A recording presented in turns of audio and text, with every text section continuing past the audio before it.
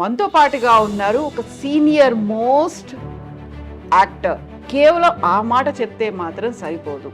అప్పటి నుంచి పరిచయం ఉన్న వారంతా తనని తెలుగు కమల్ హాసన్ గా పిలుస్తుంటారు.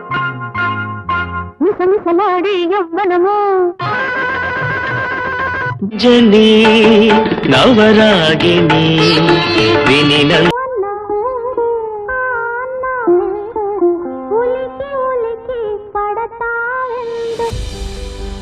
అదే నరసింహరాజు గారు, అదే విఠలాచార్య సినిమాలో కనిపించినటువంటి ఆర్టిస్ట్, హీరో, జానపద కథానాయకుడు అలాగే ఉన్నారు ఇప్పటిదాకా. మీరు అలాగే ఎలా ఉన్నామమ్మా, ఇవన్నీ తెలగాయినాయి కదా. ఫిల్మ్ ఇండస్ట్రీలో బోల్డని పార్టీలు అంటారు, లేకుంటే వర్క్ లోడ్ ఎక్కువైపోయింది, స్ట్రెస్ ఎక్కువైపోయింది. పార్టీస్కి వెళ్ళేంత ఫ్రెండ్షిప్ లేదండి నాకు. అదే నాకు మైనస్ కూడా. సో మనవాడు అని చెప్పుకోవటానికి నాకు ఎవరు లేరు. యూజువల్గా ఎవరైనా ఆ కాలంలో అంత సూపర్ హిట్ హీరో అనుకున్నప్పుడు మా నెక్స్ట్ జనరేషన్, మా అబ్బాయి రావాలి, మా అమ్మాయి రావాలి, లేకుంటే మా వాళ్ళు రావాలి, మా ఫ్యామిలీలో వాళ్ళు రావాలనేది. సక్సెస్ అవటం ఫీల్డ్లో చాలా కష్టం. ఇప్పుడు ఎందుకంటే దాసనారాయణరావు అన్నీ ఉండి కూడా వారి అబ్బాయిని పైకి తీసుకురాలేక, ఏది చేస్తే పాపమో ఏది చేస్తే పుణ్యం. అందుకే అందరూ పుణ్యాత్ములు అయిపోతే ఎలా మీరు అనుకుంటారా? మీకు ఆ నమ్మకం ఉందా? నాకు అసలు మళ్ళీ జన్మ అనేది వద్దని దేవుణ్ణి నేను కోరుకునేది. ఎందుకంటే ఈ వయసులో ఇంత బిజీగా ఇన్ని అవకాశాలు రావండి ఎవరికి. అటువంటిది నాకు రాని భాషలో, నాకు తెలిసిన భాషలో నాకెవరు తెలుగువారు ఇవ్వకపోయినా, సిరగడికి ఆశయ్ అనేది విజయ్ టీవీలో వెళ్తాను 9 గంటలకి. అది తెలుగులో తీస్తున్నారు. తెలుగులో తీస్తూ నా వేషం నేను అడిగితే నాకు ఇవ్వలేదు. ఆయన ఓల్డ్గా ఉన్నారు. ఇక్కడ ఓల్డ్ క్యారెక్టర్ అప్పుడు మరి పిచ్చివాళ్ళ. వికటన్ లాంటి టాప్ మోస్ట్ కంపెనీ నన్ను పెట్టి తీసి ఇవాళ #1 విజయ టీవీలో #1 10కి పైన రేటింగ్లో ఇప్పటికీ వెళుతున్న సీరియల్లో నా వేషం నేను అడిగితే, వాళ్ళని ఫోన్ చేసి అడిగితే, ఏమండి అది తెలుగు నేను చేస్తాను ఖాళీగా ఉన్నా అంటే, చూస్తాం సార్ చూస్తామని చెప్పి తర్వాత ఆంధ్ర కమల్ హాసన్ ఈ పేరేలా వచ్చింది? ఎందుకు? ఈ పైగా జుట్టు అది కూడా కొంచెం పెద్దగా ఉండి మీసాలు అవి అలా ఉండేవి. వేరే దురలవాట్లు కానీ మిగతావి కానీ ఇవన్నీ లేవనుకున్నప్పుడు మీతో పాటుగా ఇండస్ట్రీలోకి వచ్చి, లేకుంటే మీకంటే సీనియర్లుగా ఉన్నవాళ్ళు, మీ తర్వాత వచ్చిన వాళ్ళు చాలామంది తాగుడుకు బానిసయ్యారు, లేకుంటే ఇంకో వ్యసనాలకు బానిసై ఉన్నదంతా పోగొట్టుకున్నారు. సావిత్రి గారి గురించి చెప్పిన, సావిత్రమ్మ గారు యాక్ట్ చేసినప్పుడు మాకు ఆవిడ అన్ని కష్టాల్లో ఉన్నారని తెలియదు.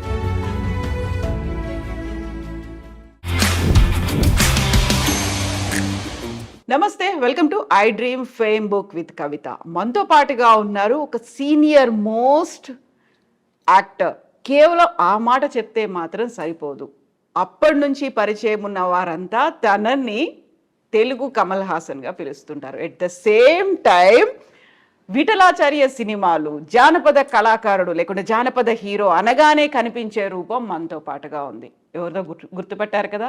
ఎస్, మనతో పాటుగా ఉన్నారు నరసింహరాజు గారు. సార్ నమస్కారం. నమస్తే అమ్మా. ఎలా ఉన్నారు మీరు? బాగున్నానమ్మా. సో ఇన్నేళ్ల నుంచి, ఆల్మోస్ట్ మీ 50 ఏళ్ళు, అంటే నేను 50 ఏళ్ళు అన్నాను, ఇన్నేళ్ల నుంచి చూస్తూ ఉన్నప్పుడు అదే నరసింహరాజు గారు, అదే విఠలాచార్య సినిమాలో కనిపించినటువంటి ఆర్టిస్ట్, హీరో, జానపద కథానాయకుడు అలాగే ఉన్నారు ఇప్పటిదాకా. మీరు అసలు అలాగే ఎలా ఉన్నామమ్మా, ఇవన్నీ తెలగాయినాయి కదా. కొంచెం నుదురు పెరిగిందేమో, అక్కడ కొద్దిగా ఊడిపోయాయి కానీ జగన్మోహినిలో కూడా ఓన్ హెయిర్ అప్పుడంతా ముందుకుండేది, అది కొంచెం ఇది వెనక్కి వెళ్ళింది అంతే. అలా ఎలా అసలు? అదే కొంచెము మంచి అలవాట్లు ఉండటం వల్ల కొంచెం ఎక్కువ కాలం లైఫ్ ఉంటుందండి. ఏం చేస్తారు? అండ్ నేను వెజిటేరియన్. దగ్గర అన్నీ దురలవాట్లు అనేవి ఏమీ లేవు. సో వర్క్ చేసుకోవటం, హార్డ్ వర్క్ చేసుకుంటూ ఉంటాను. సో అదొక సంతోషం మనసులో ఉంటుంది. అదొక సంతోషం వల్ల అలా ఉంటుంది. ఫిగర్ కూడా మనం కూడా అలా ఉంటాం. ఎక్సర్సైజ్లు, వాకింగ్ వాటికి టైం ఉండదమ్మా. ఇప్పుడు నేను నెలకి దగ్గర 23 రోజులు పనిచేస్తాను. గత 8-9 సంవత్సరాల నుంచి తమిళ్లో Sun TV, Vijay TV and Zee Tamil ఛానల్స్లో నేను సీరియల్స్ చేస్తూ ఉంటాను. ఆల్మోస్ట్ ఆల్ మన తెలుగులో హిట్ అయినటువంటి మంగమ్మ గారి మనవరాలు, ఆ, తర్వాత సింధూర్పు అంటే ఏంటో, ముద్దమందారం, ఆడదే ఆధారం, ఇటువంటివన్నీ తమిళ్లో నేనే చేస్తాను. అదేవిధంగా ఇప్పుడు నాది తమిళ్లో సూపర్ హిట్ అయింది ఇప్పుడే ఒక 3 వారాల కిందట సన్ టీవీలో మరుమగళ్, అది తెలుగులో తీస్తున్నారు. ఆ ఆఫర్ నాకు ఇచ్చిన నేను చేయలేని పరిస్థితి, ఎందుకంటే టైమ్స్ అడ్జస్ట్ అవటం లేదు. నా క్యారెక్టర్ వేరే ఎవరో చేస్తున్నారు, తెలుగులో జమిని తీస్తున్నారండి. సో వర్క్ ఉండటం వల్ల ఆ హ్యాపీనెస్తో మనలో బ్రైట్నెస్ ఉంటుంది, అలాగే ఉంటుంది. అయితే వ్యూవర్స్కి నేను ఒక మాట చెప్పాలి. మనం నరసింహరాజు గారి ఫుడ్ హ్యాబిట్స్ గురించి మాట్లాడుకుంటున్నప్పుడు కాఫీ తాగుదాం అనుకుంటే కాఫీ కూడా వద్దన్నారు. At the same time water కూడా నేను తాగను అంటున్నారు. ఏంటిది కాఫీ తాగకపోవడం, మంచినీళ్ళు కూడా బయట తాగకపోవడం ముందు నుంచి? బిస్లరీ వాటర్ తాగుతాను. ఇంటి దగ్గర నుంచే షూటింగ్ వెళ్ళేప్పుడు 2 లీటర్స్ పెట్టుకెళ్తాను. రోజు 2.5 లీటర్స్ తాగుతాను, అది మినిమం. 2.5, మోర్ దాన్ 2.5 తాగాలి ప్రతి వ్యక్తి కూడా. కాఫీ టీ అంటారా, నాకు మొదటి నుంచి అలవాటు లేదండి. అవునా? ఎప్పుడైనా నిద్ర వస్తుంది అంటే ఆ వేడి నీళ్ళు లేక ఏదో ఇది తీసుకోవటమే కానీ రేర్, అది కూడా షూటింగ్ టైంలో నిద్ర వస్తే తాగుతాను, లేకపోతే అది కూడా తాగను. అసలు మామూలుగా మందు తాగే అలవాటు, సిగరెట్ తాగే అలవాటు అసలు అవన్నీ లేవు, ఎప్పుడు నాకు లేవు. ఫిల్మ్ ఇండస్ట్రీలో బోల్డని పార్టీలు అంటారు, లేకుంటే వర్క్ లోడ్ ఎక్కువైపోయింది, స్ట్రెస్ ఎక్కువైపోయింది అనుకున్నప్పుడు నాకు అంత వర్క్ లోడ్ ఎక్కువైపోలేదు, నాకు అంత ఫ్రెండ్షిప్ లేవు, పార్టీస్కి వెళ్ళే అంత ఫ్రెండ్షిప్ లేదండి నాకు. నేను ఎవరితోని అక్కడికక్కడ షూటింగ్ జరిగేటప్పుడు అక్కడ కలిసినప్పుడు స్నేహంగా ఉండటమే, తర్వాత వారితో కలవటము అవి ఆ టైము ఉండదు. నేను ఎప్పుడు వెళ్ళలేదు ఎవరి దగ్గరికి, ఏ పార్టీ. అదే నాకు మైనస్ కూడా, నా లైఫ్లో మైనస్. ఎందుకంటే పిఆర్, పబ్లిక్ రిలేషన్ లేకపోవటం అనేది ఒక డిసడ్వాంటేజ్ నాకు. సో మనవాడు అని చెప్పుకోవటానికి నాకు ఎవరు లేరు. గుర్తుకొచ్చి 10 మందితో మనం కలిసిమెలిసి ఉంటే అరే మనవాడు ఉన్నాడు కదా, ఆయనకి వేషం ఇవ్వాలి అని అంటారు. కానీ నేను గుర్తురాను, ఎందుకంటే వారితో ఎప్పుడు నేను కలవటము అటువంటిది ఏమీ, తెలుగు ఇండస్ట్రీలో ఉన్నటువంటి ప్రొడ్యూసర్స్ కానీ, డైరెక్టర్స్ కానీ, టెక్నీషియన్స్ కానీ, ఇటువంటి వారితో నేను ఎప్పుడు కలవటము, ఫోన్లు చేయటం ఇటువంటిది ఏమీ లేదండి. ఎవరైనా ఎప్పుడైనా గుర్తుకొస్తే అనుకోకుండా అలా కొంతమంది ఇచ్చేవారు. ఎలా అయితే అంత పెద్దగా క్లోజ్ ఫ్రెండ్స్ అని లేరో అలాగే శత్రువులు కూడా లేరు కదా? శత్రువులు అసలు లేరు నాకు. ఎందుకంటే నేను ఎవరిని ఏమీ అన్ను. ఎదుటివారిది తప్పు అయినా నేను తప్పులు చేయటం మానవ సహజం. అది ఏదో తెలియక అన్నారు, లేకపోతే తెలియక జరిగింది ఇది అనుకుంటాం. సో అటువైపు మీరు చెప్పినట్టుగా ఇది ఒక బలహీనత అనుకున్నప్పటికీ కూడా శత్రువులు లేకపోవడం అనేది స్ట్రాంగ్నెస్ కదా అక్కడ. తప్పకుండానండి, శత్రువులు ఉండకూడదు. ఎందుకంటే మనం ఈ లోకానికి ఊరికే చూడటానికి వచ్చాం, జర్నీలాగా. 50 ఇయర్స్ నుంచి 80 ఇయర్స్ 90 ఇయర్స్ వరకే లైఫ్. అది ఎంతసేపు అయిపోతూనే ఉంటుంది. బర్త్డే వచ్చిందంటే నాకు బాధగా ఉంటుంది. ఎవరి బర్త్డే అన్న చెప్పాలి అంటే వాళ్ళకి విషెస్ చెప్పాలి పక్కనే అంటే అందరూ చెప్పి బాధగా ఉంటుంది. ఎందుకంటే 1 ఇయర్ లైఫ్ వాళ్ళు ముందుకు వెళ్ళిపోయారే, జీవితం ఎండ్ అయిపోతుంది కదా, దానికి ఇంత హ్యాపీగా ఉంటున్నారు. 1 ఇయర్ మనం ముందుకు వెళ్ళిపోయాం అనేది నాకు వస్తుంది, ఏదో బాధ కలుగుతుంది. ఇప్పుడు మీరు బర్త్డే సెలబ్రేట్ చేసుకోరు అసలు? బర్త్డే అసలు చేసుకోండి, ఎవరైనా ఫోన్ చెప్పడం కూడా, విష్ చేస్తే ఎవరికి చెప్పడం కూడా, ఎవరికో కానీ తెలియదు, చాలా మందికి తెలియదు. విష్ చేస్తే తప్పకుండా రిసీవ్ చేసుకుంటానండి. నేను ఆశించను కూడా పెద్ద, అదే ఫీలింగ్ చెప్తున్నాను కదా. అయితే ఇప్పుడున్న కాలంలో ఒక పబ్లిక్ రిలేషన్స్ని మెయింటైన్ చేయాలి, ఒక నెట్వర్క్ని మెయింటైన్ చేయాలి, వాళ్ళకి ప్రతిసారి టచ్లో ఉండాలి, పండగ వచ్చినా, బర్త్డే వచ్చినా, మ్యారేజ్ యానివర్సరీ వచ్చినా వాళ్ళకి విష్ చేయాలి, ఇలాంటివన్నీ సోషలైజింగ్ అనేటువంటి కాన్సెప్ట్ అంటున్నారు కదా. ఉండాలండి, తప్పకుండా ఉండాలి, తప్పకుండా. మా ఇంట్లో నా వైఫ్, నా డాటర్, వీళ్ళందరూ కూడా మా అపార్ట్మెంట్లో ఉన్న 30 ఫ్యామిలీస్తో చాలా క్లోజ్గా ఉంటారు. వాళ్ళందరూ రోజు ఏవేవో పంపిస్తారు. చిన్న కష్టం వచ్చిందంటే అన్నిటికీ వాళ్ళు 2 నిమిషాల్లో వస్తారు. ఉండాలి. కానీ మరి నా అలవాటు ఏంటంటే, ఇప్పుడు నేను వెళుతున్నాను, అది నా అపార్ట్మెంట్ వరకే కేవలం లిమిట్ అయిపోయింది. ఎందుకంటే ఒక 30 ఫ్యామిలీస్ ఉన్నారు, దాంట్లో ఒక 26 ఫ్యామిలీస్ వరకు తప్పకుండా పలకరిస్తారు. ఏ కష్టం వచ్చినా, సుఖం వచ్చినా అన్నిటికీ వాళ్ళు ముందు ఉంటారు, మాకంటే ముందు. ప్రతిరోజు మార్నింగ్ లేచిన వెంటనే మా కష్ట సుఖాలన్నీ చూస్తూ ఉంటారు. సో అందుకని వారి మీద అరే మమ్మల్ని ఇంతలా కాపాడుతున్నారే అని వారితో మాత్రమే నాకు అనుబంధం. సో మిగతా దినచర్య మనకి షూటింగ్లు ఉన్నప్పుడు వాటర్ ఎలాగో మీరు తీసుకెళ్తుంటారు, దాంతోపాటుగా తీసుకునే దాని మీద కూడా వాట్ యు ఈట్ అనేదే కనిపిస్తూ ఉంది కదా. మీరు ఏం తింటారో మీరు అలాగే ఉంటారు అంటారు. సో సాత్విక ఆహారమే తింటారు, కాకపోతే తీసుకోవాల్సినటువంటి ఫుడ్ కావచ్చు, లిమిట్ అనేది ఉంటుంది, ఏది అవాయిడ్ చేయాలనేది ఉంటుంది. డాక్టర్లు కూడా చెప్తుంటారు మీరు ఏదైతే అవాయిడ్ చేస్తున్నారో అదే మీ హెల్త్కి మంచిది అనేది చెప్తుంటారు కదా. నేను ఫ్రూట్స్ ఎక్కువ తింటానండి. షూటింగ్లకు వెళ్ళటం వల్ల పెద్దగా ఎక్స్పెక్ట్ చేయను, ఫ్యామిలీ ఉండరు కాబట్టి నేను బయటే తినాలి అవి. సో అందుకని ఎక్కువగా పెరుగన్నం తింటాను, ఏదో సాంబార్ అన్నం తింటాను అంతే. ఈవినింగ్ ఏదో చపాతీ, ఒక 2 చపాతీ తింటాను. ఫ్రూట్స్ మీద ఎక్కువ ఆధారపడతా, బయట ఉంటాను కాబట్టి. సో నాకు షూటింగ్ లేన నైట్ టైం నాకు నా పక్కనే నేను ఉన్నటువంటి పక్క స్ట్రీట్లో మాకు బ్రాహ్మిన్స్ మెస్ ఒకటి ఉంది, అక్కడ చాలా హోమ్ ఫుడ్లా ఉంటుంది. సో నాకు టిఫిన్ ప్రాబ్లం లేకుండా ఇంట్లో చేస్తున్న విధంగా అది నాకు ఇస్తూ ఉంటారు వాళ్ళు. నైట్ లేట్ అయినా 10 గంటలకి నాకు ఇస్తూ ఉంటారు. ఎక్కువగా ఫ్రూట్స్ మీద, డ్రై ఫ్రూట్స్ మీద ఆధారపడి ఉంటాను. అందుకని పెద్దగా ఏమీ డిఫరెన్స్ తెలియటం లేదు. 72 ఇయర్స్, అందులో 50 ఇయర్స్ ఫిల్మ్ ఇండస్ట్రీనే, అందులో డిఫరెంట్ షెడ్యూల్స్ అనేవి ఉంటాయి. ఒక్కోసారి టైంకు తినకపోవచ్చు, డే నైట్ షెడ్యూల్స్ ఉంటాయి. అప్పుడు ఏం చేసేవాడు? నైట్ వర్క్ చేసే అంత బిజీగా ఇప్పుడు లేము. జస్ట్ మార్నింగ్ నుంచి నేను 4 o'clock లేస్తాను. లేచి లైట్గా అన్నీ చేసి 6:30 అట్లా నన్ను తీసుకెళ్ళడానికి బండి పంపిస్తారు, వెళ్తాం. 9 o'clock వదిలేస్తారు. 9 o'clock తర్వాత వచ్చి 10-10:30కి నిద్రపోతాం. కొంచెం ఇప్పుడు వయసు రీత్యా నిద్ర సరిగా పట్టడం లేదు, అందుకే కొంచెము ఇవన్నీ రావటం. కానీ వర్క్ ఉన్నప్పుడు మనం చేసుకోవాలి. అందులో నాకు అప్పట్లో పెద్దగా వర్క్ ఉండేది కాదు. ఇప్పుడు అనుకోకుండా ఈ 7-8 సంవత్సరాల నుంచి నాకు మంచి వర్క్, నేను చేయలేనంత వర్క్, చాలా ఆఫర్స్ నాకు వస్తూ ఉంటాయండి. అయినా అంత అవసరం లేదని దాంట్లో సెలెక్ట్ చేసుకుని నేను చేసుకుంటూ with my family very happy అని. దేవుని నమ్ముతారా? తప్పకుండా నమ్ముతాను.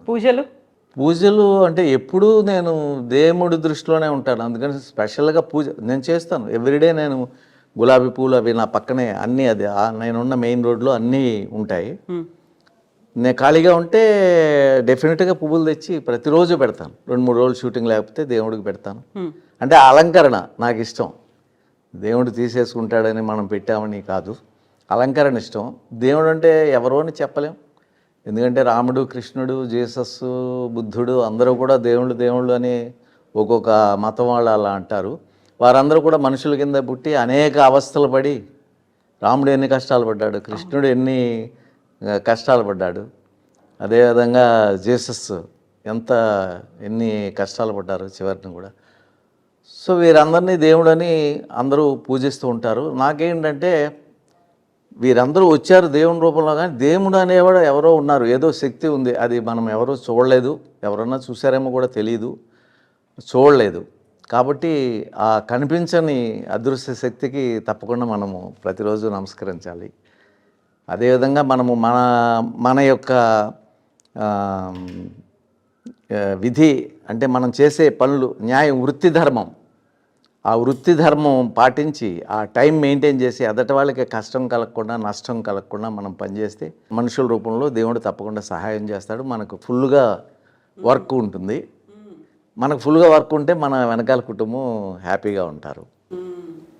సో ఇప్పుడు దేవుడితో పాటుగా కర్మ సిద్ధాంతాన్ని కూడా నమ్ముతారు మీరు? తప్పదమ్మా, ఆలోచిస్తే అంతే కదా. అందరూ వస్తున్నారు, అందరూ వెళ్ళిపోతున్నారు, మరి ఏమీ పట్టుకెళ్ళటం లేదు ఎవరు. మరి ఎందుకు ఈ కక్షలు అవి ఎందుకో అర్థం కాదు, ఎందుకు ఈ ఆస్తులు అవి ఎందుకో అర్థం కాదు. అందుకని తప్పకుండా మనం నమ్మాలి. ఏదో అదృశ్య శక్తి ఉంది, అది దేవుడు అవనివ్వండి ఏమవనివ్వండి తెలియదు. కళ్ళకి ఈ ప్రకృతి అంతా కనిపిస్తుంది, అంటే సూర్యుడు అవనివ్వండి, మనకు వాయువు, పీల్చే గాలి, ఆక్సిజన్ అంతా వాయువే కదా. అలాగే భూమి మీద ఉన్నాము, అనేక మండలాలు, ఆ మండలాలు భూమి మీద ఉన్నాము, మిగిలిన మండలాల్లో ఏముందో మనకి తెలీదు. ఇదంతా తెలియదు. కొన్ని వేల సంవత్సరాల నుంచి ఎవరికీ అర్థం కానిది, కొన్ని వేల అంటే లక్షల సంవత్సరాల నుంచి అర్థం కాని విషయం ఇది. అందుకని మనం అది కనిపెట్టలేము. సో అది నమ్మి మనము మనకి జన్మించినందుకు మంచిగా ప్రవర్తించి మన చుట్టుపక్కల ఉన్న వాళ్ళని ఆదరించి వాళ్ళ కష్టం మన కష్టం మనం కష్టంలో ఉండే వాళ్ళకి కష్టం తీర్చలేము వాళ్ళ కష్టం. అవును. ఏం చేయగలమో అది మనం చేస్తే మన జన్మ సార్థకం అవుతుంది. అయితే ఇప్పుడు దేవుడు కర్మ సిద్ధాంతం ఇవన్నీ నమ్మిన తర్వాత దయ్యాలు ఉన్నాయన్నది కూడా నమ్ముతారా? ఏమోనమ్మా, దెయ్యాలు ఉన్నాయని నేను ఎప్పుడు చూడలేదు, మ్మ్. నాకు ఎప్పుడు కనిపించలేదు. చాలామంది పల్లెటూరులో కూడా, మేము పల్లెటూరులో ఉన్నప్పుడు ఏదో చీపురు కట్టలతో కొట్టడము, దెయ్యం పట్టడము, అరవటము, మళ్ళీ తగ్గిపోయిందంటాం, కొట్టిన వెంటనే ఇట్లా ఉన్నాయి. సినిమాల్లో పనిచేసాము. నేను అందుకే లింక్ చేద్దాం సినిమా అనగానే అదే ఆ చాలా సినిమాల్లో, దెయ్యాల సినిమాల్లో నేను పనిచేశాను, కానీ నేను ఎప్పుడు చూడలేదండి. ఒంటరిగా కూడా పెద్దగా నేను ఇప్పుడు ఒంటరిగానే ఉంటాను ఇక్కడ, నాకు భయమని అనిపించలేదు, అటువంటి సిచ్యువేషన్స్ ఏమీ రాలేదు. కళలు వస్తూ ఉంటాయి, ఆ కళలు అసలు మనకు సంబంధం లేనివి ఏవో వస్తూ ఉంటాయని మళ్ళీ మర్చిపోతూ ఉంటాం. వాటి అర్థాలు అవి ఏమన్నా ఉంటాయో ఏదో కూడా తెలియదు. పాములు కనిపిస్తాయి, ఏదో కొండలు ఏవో కనిపిస్తూ ఉంటాయి. అయితే ఇప్పుడు విఠలాచార్య గారి సినిమాల్లో చాలా వరకు దయ్యాలు ఉంటాయి, భూతాలు ఉంటాయి, ఆ కాళ్ళు ముందుకున్నాయా వెనక్కున్నాయా, తెల్లటి ఆకారంలో జుట్టు విరబోసుకొని ఇవన్నీ కనిపిస్తున్నాయి. మీరు చేసిన మెజారిటీ సినిమాల్లో, అంటే ఆ టైంలో వచ్చిన, ఆ కాలంలో వచ్చిన పల్లెటూరులో మరి అవే చెప్తారు కదా. విఠలాచార్య గారు తీశారు అంటే ఆయన కూడా విని పుస్తకాల్లో చదివి, చందమామ, బాలమిత్ర ఇటువంటివి చదివి, దెయ్యాలనేవి ఇలా ఉంటాయి, పాదాలు ముందుకుంటాయి, వేళ్ళు వెనక్కుంటాయి, ఇలా నడుస్తాయి, తెల్లగా ఉంటాయి, అట్లా అని అవన్నీ చదివాము కదా. విఠలాచార్య సినిమాలో నాకు ఇప్పటికే జగన్మోహిని అనుకుంటాను కదా, పొయ్యిలోనే ఇలా కాళ్ళు పెట్టి వంట చేయడము అనేది, ఇవన్నీ కూడా అసలు ఆ థాట్ ఎలా వచ్చేది, ఏం చేసేవాళ్ళు ఆ టైంలో, మీరేం అడిగేవాళ్ళు ఆయన్ని, నిజంగా ఇలా ఉంటాయా లేకపోతే? లేదండి, మేము ఎప్పుడు అడిగేవాళ్ళం కాదు, ఎందుకంటే ముందు పుస్తకాల్లో చదివాం కదా దెయ్యాలు ఉంటాయని.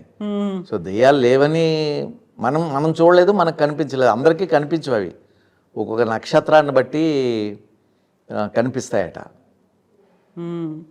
అందుకని ఉన్నాయా అంటే లేవని చెప్పలేము, ఉన్నాయంటే ఉన్నాయని చెప్పలేము, మనం చూడలేదు కాబట్టి. లేవా అంటానికి ఇంకొకళ్ళు కనిపించిన వాళ్ళు చెప్తున్నారు కాబట్టి ఉన్నాయని అనుకోవాలి. అయితే విఠలాచార్య గారి సినిమాల్లో ఎంత అయితే ఇవన్నీ దయ్యాలు ఇవన్నీ అనుకుంటామో, జానపద గాథలు అనేవి చాలా ఎక్కువ ఉంటాయి. జానపద కథానాయకుడు నరసింహరాజు గారు అనగానే అలా ఒకటి ఫిక్స్ అయిపోయింది కదా, విఠలాచార్య సినిమా అనగానే ఇలా ఫిక్స్ అయిపోయింది.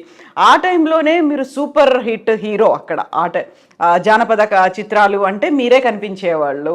మీతో పాటుగా కాంతారావు గారు కూడా, కత్తి యుద్ధం కాంతారావు, జానపద కళాకారులు, ఎలా ఉండేది ఆ టైంలో? కాదండి, అంటే రామారావు గారు ఫస్ట్ చేసేవారు, తర్వాత కాంతారావు గారు చేసేవారు. వారు చేసినప్పుడే నాకు విఠలాచార్య గారు అవకాశం ఇచ్చారు. నాతో తీసిన తర్వాత ఇంకా వారెవరు చేయలేదండి. రామారావు గారు ఒక్కటి చేశారు, సింహబలుడు అని ఒక్కటి చేశారు. కాంతారావు గారు హీరోగా చేయలేదు. కాంతారావు గారు పొజిషనే నాకు ఇచ్చారు విఠలాచార్య గారు. సో నా బిహేవియర్ ఈ సినిమాల్లో, ముఖ్యంగా సినిమాల్లోనే కాదు, ఈవెన్ రాజకీయాల్లో కూడా ముఖ్యంగా బిహేవియర్ మీద ఆధారపడి ఉంటుందండి. బిహేవియర్ బాగున్నట్టయితే పెద్దవాళ్ళు మనల్ని ఆదరిస్తారు.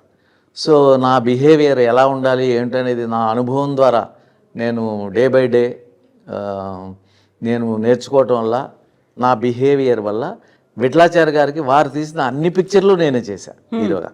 అంటే నా బిహేవియర్ వారికి నచ్చింది, నా టైమింగ్ అవ్వనివ్వండి, నేను చేయటం, నా విధేయతగా ఉండటం. సో వారు అన్ని పిక్చర్లు, జగన్మోహన్ తర్వాత గంధర్వ కన్య, నవమోహిని, మోహిని శబదం, ఇలాంటివన్నీ. అదేవిధంగా పక్కన వారి శిష్యులైనటువంటి పింజరి సుబ్బారావు గారు 1 సంవత్సరంలో 3 సినిమాలు, త్రిలోక సుందరి, లక్ష్మీ పూజ, మహాశక్తి, ఇటువంటివన్నీ చేశాను. ఆల్మోస్ట్ ఆల్ జయలలిత గారు, వాణిశ్రీ గారు తప్ప మిగిలిన అందరు హీరోయిన్స్తో, జయసుధ గారు, లత గారు, మంజుల గారు, మాధవి గారు, కవిత, ప్రభ, అందరితో కూడా అందరితో నేను వర్క్ చేశా హీరోగా. వారందరూ హీరోయిన్స్గా ఉండేవారు. సో బిహేవియర్ వల్ల కూడా నాకు దగ్గర 100 మూవీస్ చేశానండి. బిహేవియర్ వల్ల అందరూ ఇచ్చారు. నేను వారితో స్నేహం లేకపోయినా సో ఈ వేషానికి వారు బాగుంటారు. ఇక ఏంటంటే నాకు అవకాశం జగన్మోహన్లో ఇచ్చారు కాబట్టి నేనే అన్నీ చేయటం వల్ల, నేనే కథానాయకుడిని, ఈయనొక్కరే రాజకుమారుడు అని అనుకోవటమే తప్పదా. మిగిలిన ఎవరికిచ్చినా బాగుంటారు కదా, ఎవరికిచ్చినా ఆ వేషం వేసుకుని అలా విగ్గి పెట్టుకుని అటు ఉంటుంటే కొంచెం బాడీ అది ఉన్నవాళ్ళు చక్కగా ఉంటారండి. అవకాశం ఎవరికి ఇవ్వకుండా నాకే విఠలాచార్య గారు మిగిలిన ప్రొడ్యూసర్స్ కూడా ఇవ్వటం జరిగింది. సో విఠలాచార్య గారు, నేను ఇండస్ట్రీలో ఇప్పుడు తమిళ్లో చేస్తుంది, నేను తమిళ్ సీరియల్స్ గురించి చెప్తారు, జగన్మోహిని గురించి చెప్తారు. విఠలాచార్య గారు హీరో, జగన్మోహిని గురించి ఇప్పటికీ మాట్లాడుతూ ఉంటారు. సో ఇప్పటికీ నన్ను నిలబెట్టిందంటే విఠలాచార్య గారు, జగన్మోహిని మెయిన్ అండి. సో సోషల్ పిక్చర్స్లో దాసనారాయణరావు ఇచ్చినటువంటి తూర్పు పడమర, కన్యాకుమారి, ఇది ఎక్కడ న్యాయం వారు ఇచ్చిన. సో ఫస్ట్ నన్ను ఇంట్రడ్యూస్ చేసిన నవశక్తి ప్రొడక్షన్స్, బివి ప్రసాద్ గారు డైరెక్టర్, వారు ఇంట్రడ్యూస్ చేశారు నన్ను ఆ కంపెనీ ద్వారా. సో వారి పుణ్యాన్ని ఇప్పటికీ నేను 53 సంవత్సరాలు, మీరు చెప్పినట్టు 53 ఇయర్స్గా, 69లో వెళ్ళాను ఇండస్ట్రీకి, 53 ఇయర్స్గా నేను వర్క్ చేస్తూనే ఉన్నాను. సో అప్పటికంటే ఇప్పుడు మేము చాలా హ్యాపీ, ఎందుకంటే హెవీ వర్క్ కాబట్టి. అంటే హ్యాపీ అంటే మనకి అత్యాశ లేదు కాబట్టి, నాకు ఇంత రావాలి, నాకు నేను ఇలా ఉండాలి, నా వెనకాల ఇలా ఉండాలి, నాకు ఇన్ని బిల్డింగ్లు ఉండాలి, ఇటువంటి అత్యాశ లేదు. ఈవెన్ ఆశ కూడా లేదు నాకు. అత్యాశ మాట అటు ఉంచండి, ఆశ కూడా లేదు. భగవంతుడు ఎలా నడిపిస్తే అలా, రాత్రి పగలు లాగా. పగలంటే బ్రైట్నెస్, తప్పకుండా రాత్రి అవుతుంది, చీకటి అవుతుంది. సో జీవితంలో ప్రతి వాళ్ళకి పగలనే బ్రైట్నెస్ ఉంటుంది, జీవితం హ్యాపీగా ఉంటారు. కష్టం అనేది వస్తుంది రాత్రి సమయంలో. మనం పూజించకపోయినా మళ్ళీ భగవంతుడు మళ్ళీ ఏ విధంగా తెల్లవారుతుందో ఆ విధంగా తెల్లవారి మళ్ళీ బ్రైట్నెస్ వాళ్ళ జీవితాల్లో వస్తూ ఉంటుంది. అట్లా ఇవన్నీ తెలుసుకుని అందరూ బాగుంటే అసలు భూమి మీద కష్టం అనేదే ఉండదండి. ఉన్నవాళ్ళు, డబ్బున్నవాళ్ళు మంచి మనసుతో, ఎక్సెస్ డబ్బుని ఏం చేసుకుంటారు? ఏం చేయలేరు కదా. మీరు తినేది నేను కొంచెం ఎక్కువ తినొచ్చు, లేకపోతే కొంచెం 2-3 కర్రీలు చేసుకోవచ్చు, అంత చేసుకోవచ్చు. కానీ మీరు అంతకంటే ఎక్కువ తినలేము కదా. సో మిగిలినంతా ఏముందండి, మిగిలినంతా ఎవరో ఏమి పట్టుకెళ్ళలేము. సో మన పక్కోడు కూడా బాధ ఉంది అంటే వాళ్ళని చూసినట్టయితే అసలు ఈ భూమి మీద మనిషికి కష్టమే ఉండదు. ఈ మనుషులు కూడా ఇతర జీవుల గురించి భగవంతుడు ఇస్తున్నది సరిపోదు అన్నట్టుగా ఎన్నో వెజిటేరియన్ అనేక కూరలు, కూరగాయలు, పళ్ళు అనేకమైన ఇస్తూ ఉంటే, ఇవన్నీ వీటితో పాటు ఇంకా జీవుల్ని, నోరు లేని జీవాలని హింసించి కోసేసి వాటన్నిటిని తినటం కూడా అంత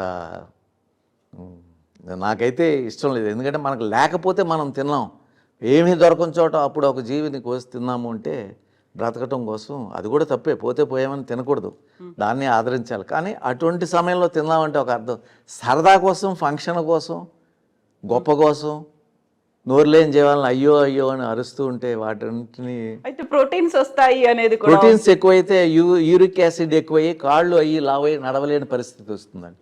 అది తెలుసా? ప్రోటీన్స్ ఎక్కువైతే. మీకు ప్రోటీన్స్ కావాల్సిన వాటిలో కాదండి, అన్ని పెసలు రాత్రి నానబెట్టి, ఈ రాత్రి నానబెడితే నెక్స్ట్ డే మార్నింగ్ వాటర్ తీసేసి దానిపైన ఉట్టి మూత పెడితే అవి మొలకలు వస్తాయి. ఆ మొలకలు ఇన్ని తింటే మీరు 1/2 కిలో మటన్ తినడానికంటే ఎక్కువ ప్రోటీన్స్ ఉంటాయండి. సో అట్లాగే బాదం పప్పు, 4-5 బాదం పప్పు, వేరుశనక్కాయలు, ఎన్నో ఉన్నాయండి మనకి. ఎన్ని డ్రై ఫ్రూట్, ఖర్జూరం, ఇంకా ఫ్రూట్స్ తీసుకుంటే బనానా, ఇవి మ్యాంగో టైంలో మ్యాంగో, బనానా, ఇవన్నీ ఎటువంటి ఉంటాయండి, ఎటువంటి ఆహార పదార్థాలు.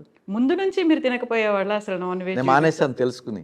40 సంవత్సరాల కిందట నేను ఫుల్ నాన్ వెజిటేరియన్.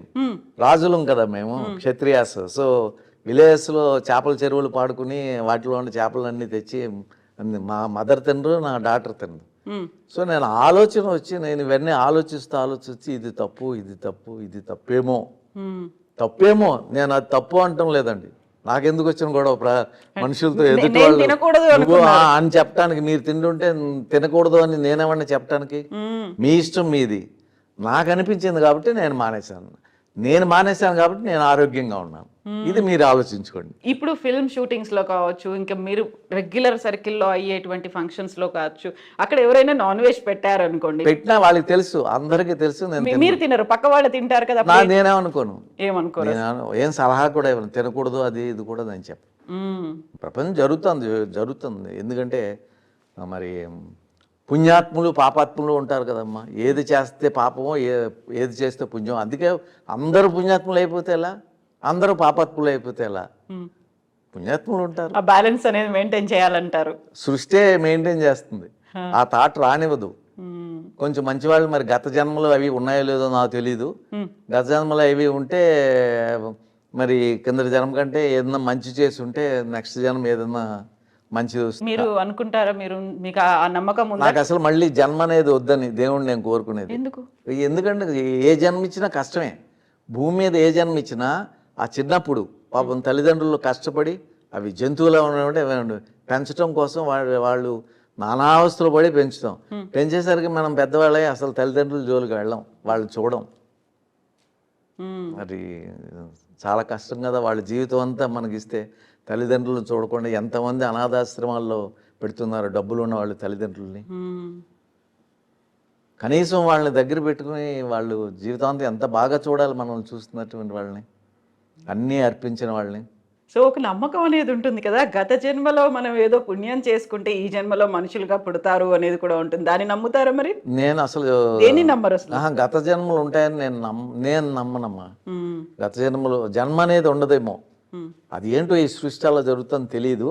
అంతే, వెళ్ళిపోయిన తర్వాత ఆగిపోయిన తర్వాత గుండె ఆగిపోయిన తర్వాత ఇంకేమీ లేదు.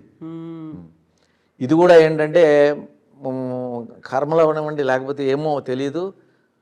తల్లిదండ్రులు మనల్ని భూమి మీదకి తీసుకొచ్చిన తర్వాత వాళ్ళు కష్టాలు పడి వాళ్ళ జీవితాలు అయిపోతాయి. మళ్ళీ మనం అలా తల్లిదండ్రులు అవుతాం. ఒక సర్కిల్ అది జరుగుతూ ఉంది. రాత్రి పగలు ఎలా వస్తుందో అలా జరుగుతూ ఉంది.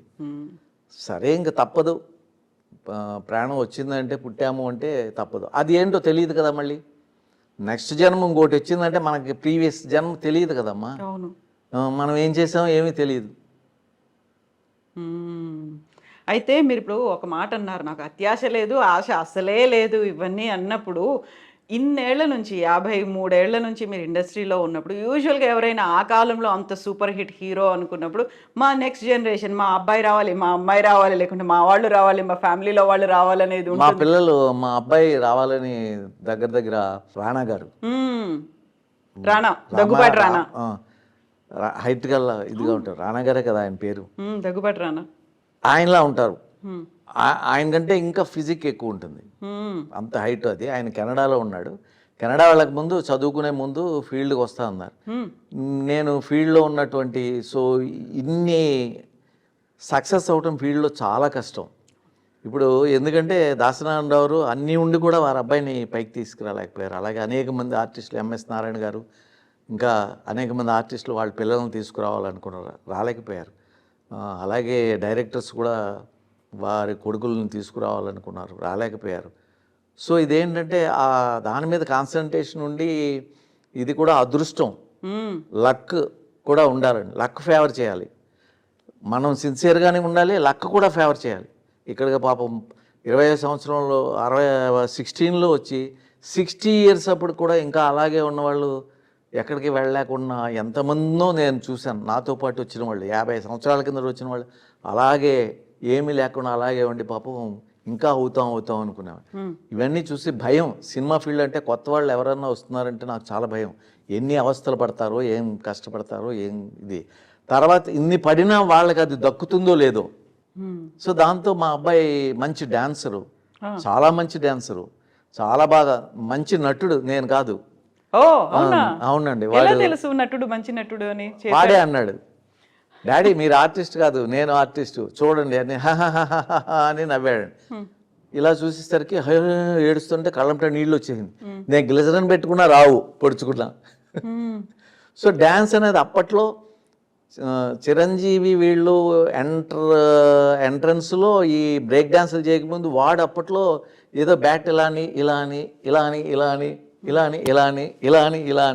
అవి చేసి, ఇవన్నీ నీకు ఎలా తెలుసు అంటే నేను అన్నీ అబ్జర్వ్ చేస్తాను పక్కింట్లో అంకుల్ దగ్గర అక్కడ అని ఈ క్యాసెట్ చూసి ఆ క్యాసెట్ చూస్తాను.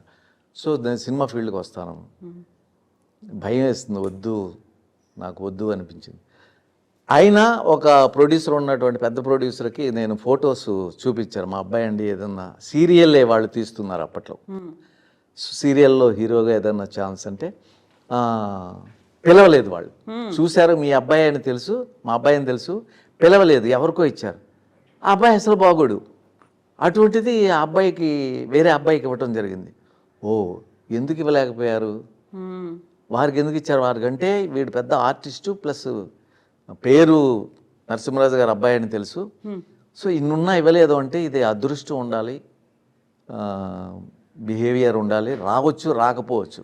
అందుకని వద్దని బాబు, నేను ఎన్నో కష్టాలు పడి ఏదో ఇప్పుడు పేరు ప్రతిష్టలు తప్ప ఆర్థికంగా ఆహాని ఎదగలేకపోయాను, అది ఎందుకు ఏదైనా ఉద్యోగం చేసుకోమని చెప్తే ఆయన వెంటనే పెట్టుకుంటే మలేషియాలో జాబ్ వచ్చింది. అక్కడి నుంచి కెనడాలో ఏదో రాసుకుంటే కెనడాలో ఆయన ఇప్పుడు వెల్ సెటిల్డ్ అండి. మా అబ్బాయి వెల్ సెటిల్డ్. అంత ఇమ్మీడియట్ గా అలా యాక్సెప్ట్ చేసేసాడు? మీరు అంత కన్విన్సింగ్ గా చెప్పారా మీ అబ్బాయి? చెప్పాను అన్ని. ఒకసారి అడిగాడు టక్కని చెప్పేసారా?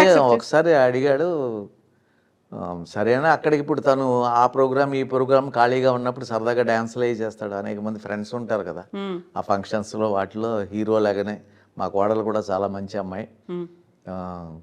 మా కోడల్లాగా అందరు కోడళ్ళు ఉండాలని కోరుకుంటా. ఎందుకంటే ఆవిడ కూతుర్లాగా తల్లిదండ్రులు చూసుకున్నట్టుగా నన్ను నా వైఫ్ని చూసుకుంటుంది మా కోడలు. సో అందుకని అందరూ మా కోడల్లా ఉంటే బాగున్నాయి అని అనుకుంటా. అత్తమామలు కూడా అలాగే ఉండాలి కదా, కోడళ్ళు ఎలా ఉండాలి? లేదండి, వాళ్ళ బిహేవియర్ని బట్టి వీళ్ళలో మార్పు వస్తుంది. ఒకప్పుడు వీళ్ళలో మార్పు రాకపోయినా మనం అలాగే చూసుకున్నట్టయితే ఒకరోజు కాకపోతే ఒకరోజైనా వీళ్ళలో మార్పు వస్తుంది. అలా ఉండాలని కొంచెం కష్టమైన పని, చూద్దాం. అంత వెల్ సెటిల్డ్, కెనడాలో బాగుంది అనుకున్నప్పుడు ఇంకా నరసింహరాజు గారు ఆ ఇంట్రెస్ట్తో సినిమాలు సీరియళ్ళు కంటిన్యూ చేస్తున్నారా? అంటే నేను కెనడా 2 సార్లు వెళ్ళటం జరిగింది. 3 months 4 months ఉండి రావటం అది జరిగింది. ఎప్పుడైనా వెళ్ళొచ్చు. కెనడా అనేది మా అబ్బాయి దగ్గరికి ఎప్పుడైనా వెళ్ళొచ్చు.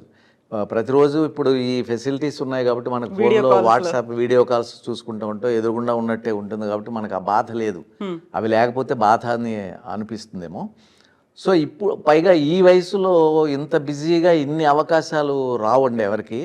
అటువంటిది నాకు రాని భాషలో, నాకు తెలిసిన భాషలో నాకు ఎవరో తెలుగువారు ఇవ్వకపోయినా, నా టెక్నీషియన్స్ ప్రొడ్యూసర్స్ వాళ్ళు కూడా ఎవరు ఇవ్వకపోయినా, సో నాకు రాని భాషలో నన్ను నెంబర్ 1గా ప్రతి మెయిన్ క్యారెక్టర్ వస్తే నన్నే అడుగుతారు. ఖాళీ లేకపోతే నెక్స్ట్ చాయిస్ చూసుకుంటారు. కానీ 3 ఛానల్స్ కూడా నన్నే ఈరోజు 3 ఛానల్స్లో నావి మూడు ఇప్పుడు మరుమగళ్ళు అనేది సన్ టీవీలో నెంబర్ 1గా వెళుతుందండి. సిరగడిక్క ఆశై అనేది విజయ్ టీవీలో వెళుతుంది 9 గంటలకి. అది తెలుగులో తీస్తున్నారు. తెలుగులో తీస్తూ నా వేషం నేను అడిగితే నాకు ఇవ్వలేదు. ఆయన ఓల్డ్గా ఉన్నారు. ఇక్కడ ఓల్డ్ క్యారెక్టర్. అప్పుడు మరి పిచ్చివాళ్ళ వికటన్ లాంటి టాప్ మోస్ట్ కంపెనీ నన్ను పెట్టి తీసి ఇవాళ నెంబర్ 1 విజయ టీవీలో నెంబర్ 1 10కి పైన రేటింగ్లో ఇప్పటికీ వెళుతున్న సీరియల్లో నా వేషం నేను అడిగితే, వాళ్ళని ఫోన్ చేసి అడిగితే, ఏమండి అది తెలుగు నేను చేస్తాను ఖాళీగా ఉన్నా అంటే, చూస్తాం సార్ చూస్తామని చెప్పి తర్వాత అడిగితే ఎవరో చెప్పారు, ఇలా డిస్కషన్లో వచ్చింది, ఆయన ఓల్డ్గా ఉన్నారు. సరే పర్వాలేదు. ఇప్పుడు ఎవరు చేస్తున్నారు తెలియదు నాకు, నేను పట్టించుకోను ఇంకా. ఓకే. అప్పుడు నేను ఖాళీగా ఉన్నాను అందుకని నేను అడిగా. ఇప్పుడు నేను బిజీ. తర్వాత నన్ను జీ తమిళ్లోని స్టార్ మాలో ఏదో అడిగారు. ఆ టైమ్స్ వాళ్ళు అడిగిన టైమ్స్కి నాకు కుదరలేదండి. ఎందుకంటే నేను అక్కడ ఒక 15 రోజులు 10 రోజులు నాకు అక్కడ వర్క్ దొరికితే అసలు నేను చెన్నై వద్దామని లేదు. ఎందుకంటే మా ఇంట్లో వాళ్ళకి ఆరోగ్యం సరిగా ఉండదు. సో అక్కడ ఉన్నట్టయితే రోజు మార్నింగ్ వెళ్తే రాత్రి వచ్చి ఇంట్లో వాళ్ళని చూసుకోవచ్చు కదా, మనల్ని నమ్మిన వాళ్ళని. అవకాశం ఇవ్వటం లేదు నాకు. ఇప్పుడు తమిళ్ మీకు రాదా? అప్పుడు రాలేదా? ఇప్పుడు మొత్తం నేర్చుకుని మా ఇంట్లో అందరికీ వచ్చి నేర్చుకోలేదండి, నాకు రాదు ఎందుకో. ఇప్పుడు మాట్లాడడం, డైలాగ్స్ చెప్పడం, వాళ్ళ కమ్యూనికేషన్ చెప్తారు కదా, తెలుగైనా తమిళైనా నాకు ప్రాంప్టింగ్ ఇస్తారు. తెలుగైనా ఇవ్వాల్సిందే, తెలుగైనా ప్రాంప్టింగ్ ఇస్తారు. ప్రాంప్టింగ్ అలవాటు అయిపోయింది. నేను అది వింటూ నా ఇష్టం వచ్చినట్టు చెప్పుకుంటా. డబ్బింగ్ వాళ్ళు చెప్పుకుంటారు తమిళ్, తెలుగు నేనే చెప్తాను. డబ్బింగ్ వాళ్ళు చెప్పుకుంటారు, మనకంటే బాగా చెప్తారు. మనం కొన్ని తప్పులు చేసినా డబ్బింగ్ ఆర్టిస్టులు మనకంటే బాగా చెప్తారు. సరైన ఆర్టిస్ట్ పడితే మనకంటే బాగా చెప్తారు. సో ఎన్నేళ్ల నుంచి ఇక్కడ మద్రాసులో ఉన్నారు, చెన్నైలో ఉన్నారు? అంటే చిన్నగా ఇప్పుడు కూర్చోండి తినండి బాగున్నారా ఇటువంటి ఇదే కాదు కదా, ఎప్పుడు అవే డైలాగులు ఉండవు కదా, ఎన్నో ఉంటాయి అందులో. సో అవన్నీ రావాలంటే అసలు అర్థాలే తెలియదు. ఇప్పుడు కూడా నేను చెప్పింది చూస్తుంటే అర్థమవుతుంది నాకు. చూస్తాను, పెద్ద పెద్ద లెంగ్తీ డైలాగులు చెప్తాను. ఆహా ఓహో అని నా పక్కనే మా హౌస్ ఓనర్ గారు ఇంట్లో చూశాను అనుకోండి, ఏదైనా ఖాళీగా ఉన్న రోజు వెళ్ళి చూస్తే వాళ్ళు చాలా ఎంజాయ్ చేస్తారు. అబ్బా ఎంత బాగా చెప్పారో అనుకుంటూ ఉంటారు. దానికి అర్థం ఏంటరా బాబు, అప్పటికప్పుడు చెప్పారు, అప్పుడు అర్థమైంది, ఆ ఎక్స్ప్రెషన్స్తో చేశాను, తర్వాత దానికి అర్థమే తెలియదు. అయితే ఇప్పుడు మీకు భాష తెలియదు, ఇందులో ఎమోషన్ ఏంటో తెలియదు, మీరు చెప్పిన డైలాగ్ ఏంటో తెలియదు, అయినప్పటికీ కూడా నరసింహరాజు గారు మాకు కావాలి అని చెప్పి తమిళ్ డైలీ విశ్వ గారు డైరెక్టర్, పెద్ద డైరెక్టర్. పూర్వం మనకి విశ్వ గారని చాలా సినిమాలు తమిళ డైరెక్టర్, ఇక్కడ టాప్ డైరెక్టర్. వారు నేను ఒక సీరియల్ చేసాం. వారు ఒక కుటుంబ పెద్ద, నేను ఒకడు. ఆయన చూసి ఒకటే అన్నారు ఆయన, మీకు తమిళ్ రాదని తెలుసు కానీ మీరు ఇంత బాగా మేనేజ్ చేస్తుంటే మీ ఎక్స్పీరియన్స్ మిమ్మల్ని ఇచ్చేస్తుంది. మొదటి సీన్ చెప్తారు కదా, ఏంటి ఈ సీన్ అది. సో ఆ మూడ్ ఉంటుంది. ఆ మూడ్లో డైలాగ్ వాళ్ళు చెప్తే వచ్చేస్తుంది, ఆటోమేటిక్గా వచ్చేస్తుంది. అందుకే కదా ఇప్పుడు మీరు తెలుగు, మేము తెలుగు, మేము హైదరాబాద్ నుంచి చెన్నైకి రావడానికి ప్రధాన కారణం ఏంటంటే మీరు ఇక్కడ సూపర్ సక్సెస్ గా ఉన్నటువంటి సీరియల్స్ చేస్తున్నారు, అందులో లీడ్ రోల్స్ ప్లే చేస్తున్నారు. అంటే ఇంత దూరం వచ్చి అంటే ఇక్కడ మన తెలుగు కంటే కూడా తమిళ్లో బాగా చేస్తే ఎవరినైనా ఆదరిస్తారండి. ప్రజలు కూడా ఆదరిస్తారు, ప్రొడ్యూసర్స్, టెక్నీషియన్స్ కూడా, డైరెక్టర్స్ వాళ్ళు కూడా ఆదరిస్తారు. ఎందుకంటే పూర్వం నుంచి ఇక్కడ ఇండస్ట్రీ అనేది ఉంది, అన్ని లాంగ్వేజ్. అందుకే మీకు ఎంజి రామచంద్రన్ గారు మలయాళీ, ఎంత సూపర్ అది, సీఎంనే చేశారు. రజనీకాంత్ గారు కన్నడ, కొంకణియో కన్నడ, మహారాష్ట్ర బ్యాక్గ్రౌండ్ బేస్ ఉంది. సో ఇలా ఎవరిని తీసుకుని, అలాగే మోహన్ అని ఉండేవారు, ఆయన కన్నడ అబ్బాయి కూడా. సో మేము జగన్మోహిని ఇవన్నీ సూపర్ హిట్, 1 ఇయర్ ఆడినవి ఇక్కడ. మన తెలుగులో ఇంకా 100 days, ఇక్కడ 1 year. సో ఇవన్నీ ఆదరించారంటే వాళ్ళు ఏంటంటే టాలెంట్ని, ఎంత బాగుంది, ఎంత బాగున్నాడంటే అంత చందాలి కదా, ఆ క్యారెక్టర్కి ఎంత బాగున్నాడు, ఇదే వాళ్ళు చూసి ఆదరిస్తారు. తమిళియన్స్, టెక్నీషియన్స్ కానివ్వండి, ఛానల్స్ కానివ్వండి, తప్పకుండా వర్త్ ఉన్న వాళ్ళని ఆదరిస్తారు. ఆంధ్ర కమల్ హాసన్, ఈ పేరు ఎలా వచ్చింది? ఎందుకు ఈ పేరు కమల్ హాసన్ గారు చేసినటువంటి 2-3 ఫిలిమ్స్ నేను చేశానండి బిగినింగ్ స్టేజ్లో. అమ్మాయిలు జాగ్రత్త అంటే సొల్లుతాన్ ననిక్రేన్ అని, ఇది అపూర్వ రాగంగా అంటే తూర్పు పడమర, ఇలా కొన్ని సినిమాలు నేను వారి క్యారెక్టర్ చేయటం వల్ల ఆంధ్ర కమల్ హాసన్. అలా పైగా జుట్టు అది కూడా కొంచెం పెద్దగా ఉండి మీసాలు అవి అలా ఉండేవి, అందుకని ఆంధ్ర కమల్ హాసన్ అంటారు. కానీ టాలెంట్ సైడ్ చూస్తే అసలు ఆయన ఎక్కడో, నేను ఇక్కడ. సో లుక్స్ వైజ్ మాత్రమే అంటారు అసలు? అంటే వారిది కొంచెం చాలా ప్రపంచవ్యాప్తంగా పేరు ప్రతిష్టలు ఉన్నాయి. నేనేంటంటే ఆ క్యారెక్టర్ తగినట్టుగా కాసేపు న్యాచురల్గా ఆ క్యారెక్టర్ అనుకుంటాను, నేనే అనుకుంటాను, ముందుకు వెళ్ళిపోతూ ఉంటాను. అది చేద్దాము, ఇలా చేద్దాము అని అనుకోను, ఆ క్యారెక్టర్ని అనుకుంటాను. డ్రైవర్ అంటే డ్రైవర్ లాగా ఉందాం, డ్రైవర్ని అనుకుంటాను. అక్కడ పోయాక రౌడీ అంటే రౌడీలా ఉంటాను, ఏడుపు మొహంతో ఉన్నా అంటే ఏడుపు మొహంతో అలా డల్గా ఉంటాను, ఏదన్నా గుర్తు తెచ్చుకొని. అయితే ఇన్ని సినిమాలు చేసి ఇవన్నీ చేసిన తర్వాత, గతంలోనే విట్లాచారి అనగానే ఎలా దయ్యాలు ఇవన్నీ ఉండేవో, మన ఫోక్ ఆర్టిస్ట్, జానపద కథానాయకుడు ఉండేదో, ఖచ్చితంగా ఒక స్పెషల్ సాంగ్ అనేది ఉండేది. దాన్ని ఆ టైంలో ఐటమ్ సాంగ్ అనేవాళ్ళకని స్పెషల్ సాంగ్ అనేది ఉంది. దానికి కూడా స్టార్స్ని పెట్టేవాళ్ళు, వాళ్ళతో ఒక సాంగ్ కంపల్సరీ ఉండాలి అనే డిమాండ్ ఎలా వచ్చింది అసలు? అది ఎందుకు వచ్చిందంటే, అది అన్నిటిలో కూడా స్మిత గారు, జయమాల్ గారు, జ్యోతిలక్ష్మి గారు అందరూ ఉండేవారు. సో ఎంత గొప్ప ఫిలిం తీసినా దాంట్లో ఒకటి ఉండాలి కంపల్సరీ, జయమాల్ సాంగ్ ఒకటి పెట్టండి లేకపోతే అని అడిగేవారు. ఎందుకంటే మాస్ పబ్లిక్లో ఉన్నటువంటి పబ్లిక్ అది లైక్ చేస్తారనుకుంటాను ఎక్కువగా. ఎలా ఉండేది ఆ టైంలో అసోసియేషన్? అంటే ఒక టీం అంతా ఉండేవాళ్ళు, ఈ డిఫరెంట్ సాంగ్స్ అనేది ఉండేది, డిస్క్రిమినేషన్ అట్లా ఏమన్నా ఉండేది అసలు? ఇవి హీరో ఉన్నారు, లేకుంటే ఇక్కడ సహాయ నటుడు, లేకుంటే తన స్పెషల్ సాంగ్ చేయడానికి వచ్చింది ఈవిడ హీరోయిన్, అలా ఉండేదా ట్రీట్మెంట్స్ అనేవి? అదేమి ఉండేది కాదు, అందరినీ బాగా చూసేవారండి. అప్పుడు ప్రొడ్యూసర్స్, టెక్నీషియన్స్ డామినేషన్, ఇప్పుడు ఆర్టిస్ట్ డామినేషన్. ఆర్టిస్టులు చెప్పినట్టుగా ప్రొడ్యూసర్స్ కానీ టెక్నీషియన్స్ కానీ వినాలి, డైరెక్టర్ని ఎవరు పెట్టాలి, ఏ ప్రొడ్యూసర్కి డేట్ ఇవ్వాలని వీరు చూస్తున్నారు ఇప్పుడు. అప్పట్లో అలా కాదు, ఈ క్యారెక్టర్ ఇది బాగుంటుందని వారు పిలిచేవాళ్ళు, అవసరం అయితే కొట్టేవారు కూడా. చాలామంది హీరోయిన్స్ కానీ వారు దెబ్బలు తిన్న వాళ్ళు ఉన్నారు, అంటే సరిగా రావటం లేదని, ఎక్స్ప్రెషన్ రావాలి. అందుకని పెద్దవాళ్ళు, పెద్ద డైరెక్టర్స్ కొట్టడం అంటే అదేదో ఇదని కాదు, ఆ కోపం రావటం లేదని చెప్పి అలా కొడితే వస్తుంది. అవన్నీ కూడా భరించేవాళ్ళు, ఎందుకంటే ఒక తపన వీళ్ళకి కూడా ఆర్టిస్టుల్లో ఉండేది. ఇప్పుడు అసలు పెద్దగా డైలాగులే చూడరండి, సినిమాలకే అసలు కాలం చెల్లిపోయింది. ఆ పెద్ద సినిమాలు ఏవో చూడటం తప్పించి ఎవరు వెళ్ళటం లేదండి ఇప్పట్లో, సినిమాలకు ఎవరు వెళ్ళటం లేదు. ఈ వెబ్ సిరీస్, ఈ సీరియళ్ళు ఇవి వచ్చిన తర్వాత ఇంటి దగ్గరే 4 రోజులు ఇంటికి వచ్చేస్తున్నాయి. ఏ సినిమా కూడా సెకండ్ వీక్ ఆడటం లేదు. బాగా సక్సెస్ అయితే సెకండ్ వీక్, ఆ 3 రోజుల తర్వాత సెకండ్ వీక్ వెళుతుంది, బాగా సక్సెస్ అయింది. సో వాటి కోసం కోట్లు పెట్టి సినిమాలు తీయవలసి వస్తుంది. సో పెద్ద వాళ్ళని పెట్టాలి ఈ పబ్లిక్ వెళ్ళాలి అంటే, ఇదంతా కొంచెం కష్టమైన పని. అయితే ఇప్పుడు అన్ని రికార్డ్ బ్రేక్ అవుతున్నటువంటి సినిమాలే, బ్లాక్ బస్టర్లనే చూస్తున్నాము. లేకుంటే 600 కోట్లు, 500 కోట్లు, 1000 కోట్ల వసూళ్ళు అయ్యాయి, ఇవన్నీ చెప్పి ఒక బెంచ్ మార్క్ని క్రియేట్ చేసుకున్నటువంటి సిచ్యువేషన్స్ అనేవి కనిపిస్తున్నాయి కదా. వాటన్నిటిని ఎలా చూస్తారు ఆ లెక్కల్ని?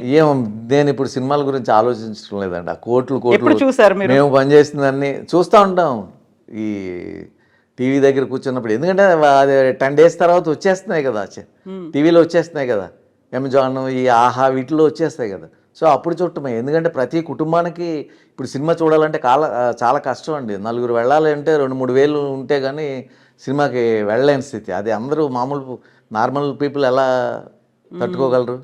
సో వాళ్ళందరూ కూడా ఎప్పుడు వస్తుందా టీవీలో అప్పుడు చూద్దామని చూస్తూ ఉంటారు. ఆ విధంగా సినిమాలు అనేది తగ్గిపోయింది. 3 రోజులు 4 రోజులే ఏ సినిమా అండి. అప్పట్లో 100 రోజులు బళ్ళు కట్టుకుని చూసేవాడు సినిమాలు. రామారావు రక్త సంబంధం ఇవి ఉన్నాయంటే, దేవదాస్ ఇవి ఉన్నాయంటే బళ్ళు కట్టుకుని చూసేవాళ్ళని. ఇప్పుడు బళ్ళు కట్టుకుని కాదు కదా, సోమవారం జనం ఉండటం కష్టం. అయితే టికెట్ల రేట్లు అనేవి కూడా విపరీతంగా పెంచేసి, అందుకే షోస్ పెంచి, రేట్లు పెంచి, జీవోలు కూడా తెచ్చు. యంగ్స్టర్స్ కోసమే సినిమాలు తీయాలి ఇప్పుడు. సెంటిమెంట్, ఫాదరు మదరు మామయ్య బాధలు అవి చూపిస్తే ఎవరు చూడరండి. సో కాలం మారిపోయింది కాబట్టి వాళ్ళకి కావాల్సిన విధంగా, ఈ యంగ్స్టర్స్ కావాల్సిన విధంగా సినిమాలు తీయాలి. లేకపోతే ఇక్కడ తంతే అక్కడ 10 మంది ఎలా పడిపోతారు? అది కరెక్టా? ఎక్కడన్నా జరుగుతుందండి? ఆ హూ ఈ హూ అంటే బ్లేడ్ ఉట్టుకుని ఇలా కోస్తే అసలు రక్తాలు వచ్చేస్తాయి. అటువంటిది ఏమీ, అన్ని గొడ్డలు తప్పించుకుంటాం, కత్తులు తప్పించుకుంటాం అంతా. కానీ అదేంటంటే చూడటానికి బాగుంటుంది కాబట్టి ప్రతి వాళ్ళు నేను అలా ఉండాలి అన్నట్టుగా హీరోలా ఫీల్ అవుతారు కూర్చున్న వాళ్ళు. హీరోయిన్ లాగా కూర్చున్న లేడీస్ ఫీల్ అవుతారు యంగ్స్టర్స్లో. సో ఆ విధంగా ఉండాలి జీవితంలో. అలా ఎంటర్టైన్మెంట్ అలా వెళ్ళిపోతూ ఉంటుంది. ప్లస్ డబ్బులు ఉన్న వాళ్ళు చూస్తారు, డబ్బులు లేని వాళ్ళు చూడలేరు. ఈ ఛానల్స్లో చూడటమే తప్పితే ఏమైనా సినిమా ఫీల్డ్కి కష్టమేనండి. ఎందుకలా? రాను కష్టం. సినిమాలు ఎందుకు థియేటర్లు కూడా తగ్గిపోతున్నాయి కదా. ఎందుకంటే ఇది పెరిగిపోతుంది. అందరూ ఆ లెవెల్లో తీయలేరు కదా.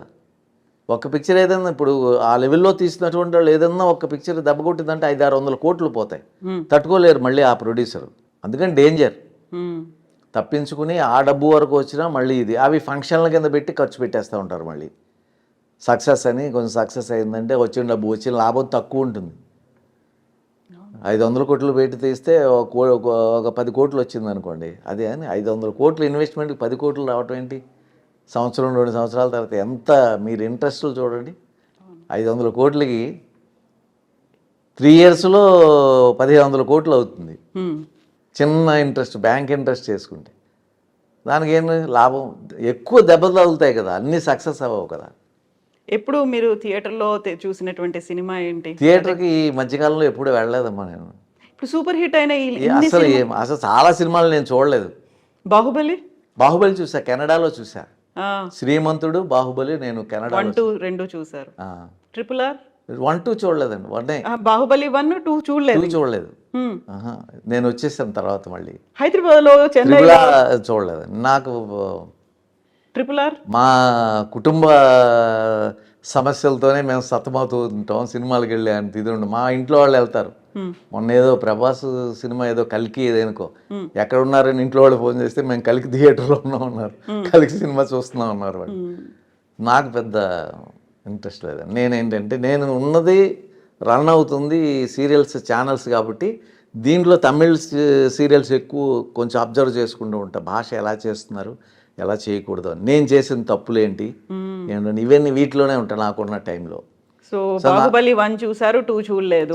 ట్రిపుల్ ఆర్ చూడలేదు. చాలా సినిమాలు చూడను.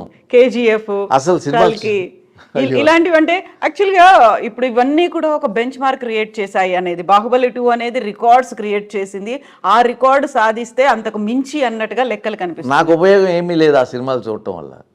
నా లైఫ్ ఏంటంటే నేను బ్రతకటం, నా కుటుంబాన్ని బ్రతికించటం. సో నాకేంటంటే నాకు సీరియల్స్ అంటే ఏంటంటే అన్ని సెంటిమెంట్తో కూడి అందరూ కూడా పెద్దవాళ్ళు చిన్నవాళ్ళు ఇంట్లో కూర్చొని ఆడవాళ్ళు చూసే సినిమాలు లాంటివి. సో అవి సీరియల్స్లోనే ఉంటాయి. ఆ ఎమోషన్స్ అన్ని. సో వాటి మీద నేను బ్రతుకుతున్నాను కాబట్టి వాటితోనే నాకు సరిపోతాను. నేను ఆ సినిమాలు చూడటం వల్ల నాకు ఉపయోగం లేదు, నన్ను వాళ్ళు తీసుకోరు, నేను పనికిరాను కూడా. ఇన్ని జానపదాలు చేసినా మరి బాహుబలిలోని వాటిల్లోని నేను వేశానా? మీరు అంటున్నారా బో జానపద కథానాయకుడు ఎవరైనా ఇచ్చారా? అవన్నీ ఊరికే అండి. సో మీరు వాళ్ళకి అందుబాటులో లేరా, లేకుంటే మీరునే వద్దనుకున్నారా వాళ్ళు? గుర్తుండను. తర్వాత ఇంకోటి ఏంటంటే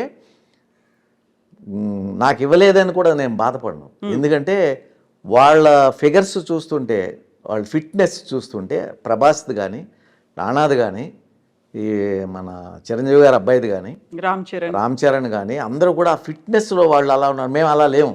కాకుండా మీకు తగ్గ క్యారెక్టర్స్ అవి ఉంటాయి. ఇప్పుడు ఇక్కడ తమిళ సీరియల్లో అంటే ఒకటి హీరో కింద వేసిన తర్వాత పక్కన నిలబడటం అనేది నాకు ఇష్టం ఉండదు. వాళ్ళు నన్ను అడగలేదు, అడిగితే నేను చెప్పేవాడిని నాకు వద్దు అని.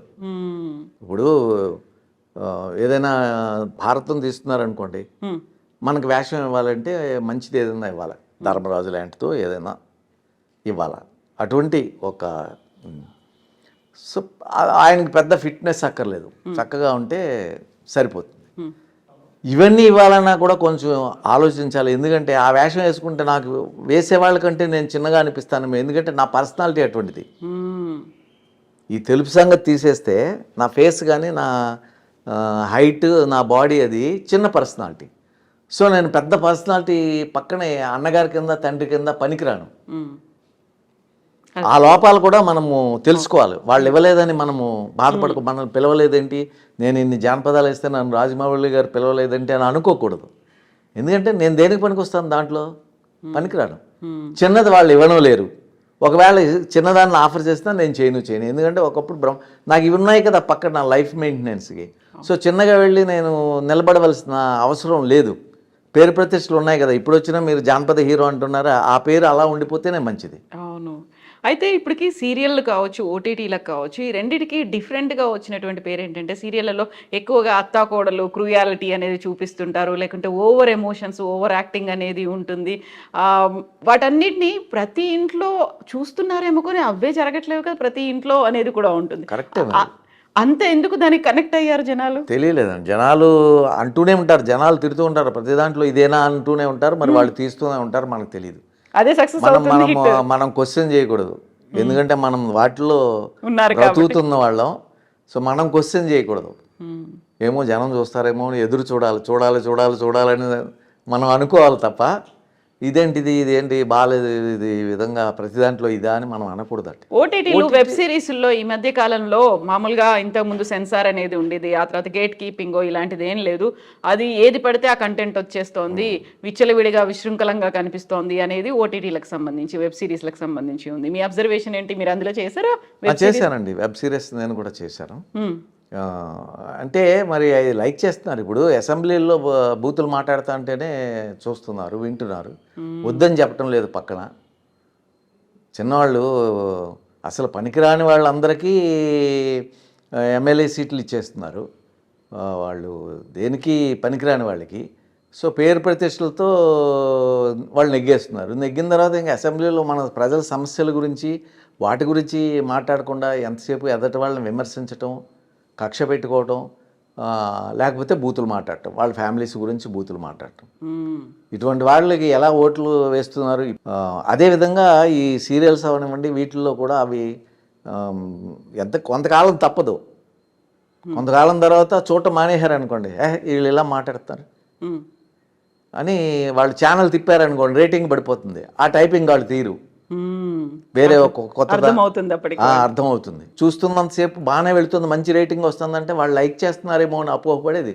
సో దాంట్లో ఇది ఉంది కాబట్టి, ఈ కంటెంట్ ఉంది కాబట్టి మనం ఇలా తీయాలని మరొకడు ఆ విధంగా వెళుతున్నారండి. సో మీరు జానపద కథానాయకుడిగా విఠలాచార్య గారి సినిమాల్లో అన్ని సినిమాల్లో వేషాలు వేసినప్పుడు, మీకంటూ ఒక రేంజ్ని క్రియేట్ చేసుకున్నప్పుడు, ఆ టైంలో వచ్చినటువంటి జనరేషన్, చిరంజీవి గారు కావచ్చు, అప్పుడు కొదమసింహం అనుకుంటాను కదా, అదే టైంకి అప్పుడు రిలీజ్ అయినప్పుడు కాంపిటీషన్ అనేది కనిపించేదా మీ మధ్యలో? ఎలా ఉండేది అసలు? నేను ఎప్పుడూ అనుకోలేదమ్మా. చిరంజీవి గారు ఫస్ట్ పిక్చర్ నాదే, పునాదిరాళ్ళు. పునాదిరాళ్ళు మేము 5 కుర్రోళ్ళం కలిసిమెలిసి ఉండేవాళ్ళం.